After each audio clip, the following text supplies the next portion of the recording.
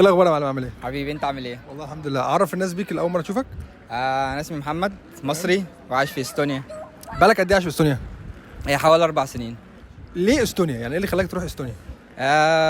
استونيا عشان اي تي. انت شغال هناك اي تي؟ انا رحت هناك درست الاول، بعد كده شغال دلوقتي بقى لي كذا سنه. واستونيا هي الاي تي هاب بتاعت يوروب في الكام سنه الاخرانيه يعني. يعني انت طلعت من مصر الاول دراسه في استونيا بعد كده اشتغلت، ولا طلعت من مصر شغل على استونيا على طول؟ لا انا طلعت درست الاول بعد كده اشتغلت، بس في مصريين كتير خصوصا في الاي تي جم من مصر على طول على شغل. عايزك يعني تعرفني باستونيا. الناس اللي اول مره تسمع عن استونيا اديني كده كام معلومه في السريع عن استونيا. استونيا وانت رايح في شمال اوروبا كده فوق، يعني عندك استونيا، فنلندا، السويد، وانت رايح في الشمال الدنيا ساقعه جدا في الشتاء. استونيا دوله رقميه جدا. ده هو اللي شهرها في السنين الاخيره. دوره رقميه بمعنى برضه لو حد مش فاهم. يعني مثلا انا بقى 4 سنين عايش في استونيا، ما احتجتش اروح مكتب غير مره واحده. كل حاجه بتتعمل اونلاين، كل حاجه حرفيا. انت ممكن تبقى قاعد في البيت، تنقي عربيه تشتريها، تكلم صاحبها، انتوا الاثنين تعملوا العقد اونلاين، تعملوا ديجيتال سيجنتشر بالاي دي بتاعك، تساين، تحطه على الموقع، تسجله، العربيه بقت بتاعتك وسوقها بكره وخلاص. وقيس على كده بقى كل حاجه في البلد. كل حاجه اقول لك 4 سنين رحت مكتب حكومي مره واحده بس، وكان في اول شهرين ليا تقريبا عشان ما كانش معايا اي دي. تمام. البلد صغيره كعدد لكن كمساحه كبيره، يعني البلد مساحتها مثلا قد مساحه بلجيكا، لكن العدد اقل من 1.5 مليون. كل اللي في استونيا قد امبابه يعني بقى تقريبا. طب لو قلت لك عدد المصريين اللي شغالين في استونيا قد ايه؟ ممكن تعرف تقريبا؟ مش عارف بالظبط، لان يعني احنا مش بنتجمع كتير او ما فيش حاجات كتير بتجمع المصريين، بس ما فيش مصريين كتير في استونيا، ومعظم المصريين اللي في استونيا جم في اخر 2-3 سنين وهم شغالين في الاي تي، فمثلا ممكن اقل من 1000 واحد، بس مش عارف بالظبط كام واحد يعني. طيب لو قلت لك مرتبات المصريين او مرتبات الوظيفه اللي انت شغالها في استونيا تتراوح بين كام وكام تقريبا؟ بص، لو حد هيجي من مصر غالبا ما بيجيش جونيور، يعني ما فيش جونيور بيتعمل له ريلوكيشن كتير. بس لو هيجي بيبقى جاي ميد او سينيور فيما فوق، فبتبدا مثلا من 2000 وانت طالع بقى على حسب البوزيشن اللي انت تبقى فيه، يطلع من 2000 يورو لحد كام مثلا ممكن تطلع؟ والله على حسب الشركه، يعني هي بتتفاوت، بس مثلا من 2000 مثلا لو حد جاي ميد 3 4 5 6 ممكن سينيور.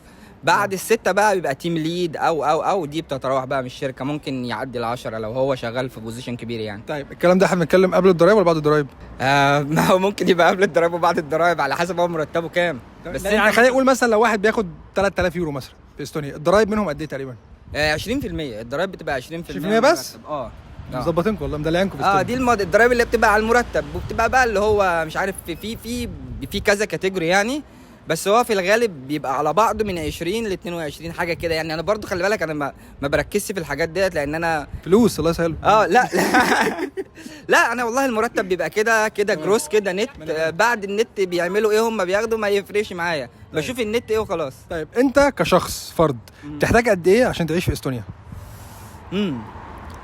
سؤال حلو، بس برضه سؤال واسع قوي. يعني ليه؟ على حسب في افريج بالنسبه ليك ايجار ومعيشه تحتاج قد ايه؟ خلينا بره الايجار عشان طب الايجار كام تقريبا؟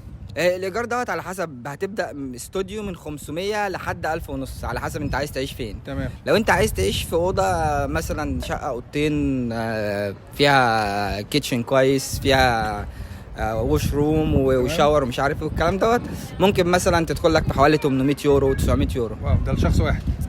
لا ما دي بقى تبقى شقه بقى اوضتين وليفنج تمام. هتدخل لك في 1000 يورو. لكن في العادي في الافرج ممكن تلاقي شقق ب 600 700 يورو كويسه. لو عايز تعيش في استوديو صغير 500 يورو ممكن يشغلوك يعني. بس الايجار هو غالي في استونيا، مش ارخص حاجه. طيب لو قلنا عيله مثلا، واحد مصري ومراته وعنده مثلا طفلين، يحتاجوا قد ايه عشان يعيشوا في الشهر هناك؟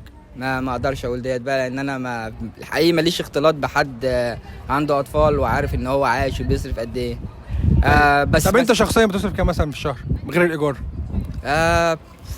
ممكن مثلا تقول من غير الايجار، مثلا لو انت هتعيش مثلا مش هتخرج كتير، بس هتخرج وهتتبسط وهتظبط، ممكن 1000 يورو تصرف 1000 يورو في الشهر. مش قليل برضه يعتبر يعني. ما انت بقى، ما انا بقول لك هتخرج مثلا شويه هتتبسط مش عارف ايه، فممكن تدخل لك في 1000 يورو. عايز تعيش ب 300 400 يورو ممكن تعيش ب 300 400 يورو برضه. بالنسبه لاستونيا عامه، متوسط المرتبات كام في البلد عامه؟ هو المرتبات اللي هو البيز كان من كذا سنه، كان من حوالي سنتين كان 900 يورو، بس دلوقتي ده المينيمم ولا الافريج؟ لا ده المينيمم، بقول لك المينيمم كان 900 يورو. تمام. بس علي مؤخرا، بس مش عارف علي الكام. بس الافريج اقدر اقول مثلا من 1500 ل 1800. ده صافي ولا لسه بتخصم منهم ضرايب؟ لا بيتخصم منهم ضرايب.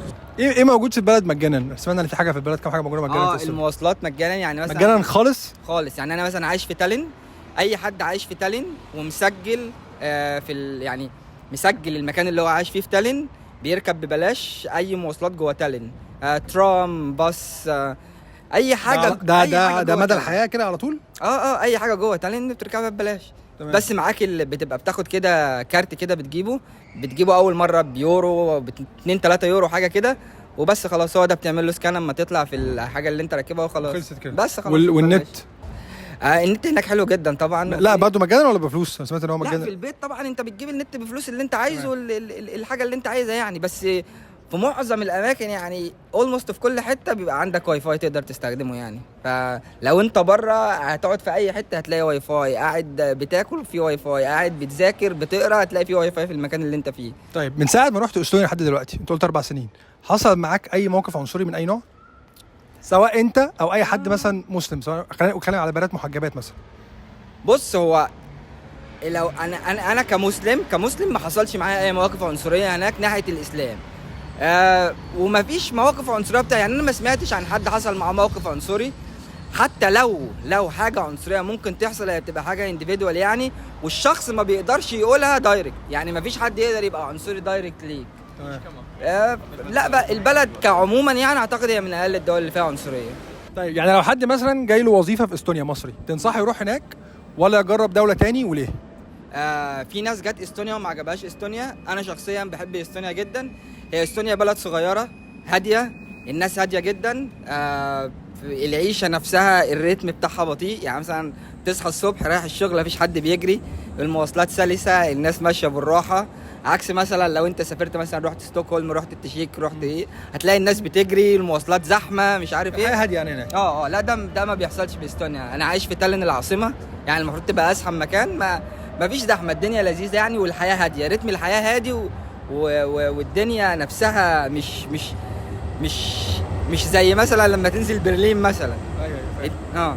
طيب لو رجع بيك الزمن تقرر برضه انك تروح استونيا ولا كنت ممكن تجرب دوله تاني؟ لا اروح استونيا برضه. لان انا حابب استونيا، وانا جات لي كذا فرصه ان انا اسيب استونيا، وانا مش عايز اسيب استونيا، انا مبسوط هناك. طيب ادينا ميزه وعيب موجودين في استونيا بالنسبه للمصريين. انا ممكن اقول لك الميزه والعيب. الهدوء. يعني هو على حسب بقى الشخص بقى. يعني انا مصري، بس انا بحب الهدوء وبحب الحياه الهاديه هناك، واتعرف على الناس واحده واحده وتبدا تتكلم معاهم. المواصلات مفيش زحمه. في مصريين ما بيقدروش يعيشوا كده. في واحد مثلا مصري انا اعرفه، لا عايز ناس كتير، عايز فيه مهرجانات ولعب وجري وكده. بيحصل في اوقات، يعني مثلا الشهرين بتوع الصيف في استونيا مهرجانات ودنيا حلوه والناس بتتبسط، لكن بقيه السنه الدنيا هاديه شويه، ففي ناس ما بتحبش الهدوء. طيب انت شايف استونيا تصلح ان هي لاسره مصريه هناك ولا لا؟ ولا شباب اكتر؟ لا بالعكس، انا شايف ان هي تصلح لاسر اكتر، لان هي اهدى من دول وسط اوروبا مثلا. بس هي الفكره بقى الاسره عايزه تعيش ازاي، هي دي الفكره، ان انت اصلا بتربي ولادك بره. هي الفكره انا كنت بكلمك عن لو في اي حاجات مثلا شعائر اسلاميه، اعياد بتاع في الحاجات دي، ولا مفيش خالص بالنسبه للمسلمين؟ قليل، لان اصلا الجاليه المسلمه هناك مش كبيره قوي. الجاليه المصريه برضو نفسها صغيره. في مركز اسلامي واحد، يعني في جامع واحد في تالين. بس في تالين كلها؟ في تالين كلها. فلا البلد نفسها صغيره، وهو في مركز اسلامي واحد، في جامع يعني، فما فيش جامع واثنين وثلاثه، لا هي حاجه واحده بس. تمام. تسلم يا معلم. حبيبي.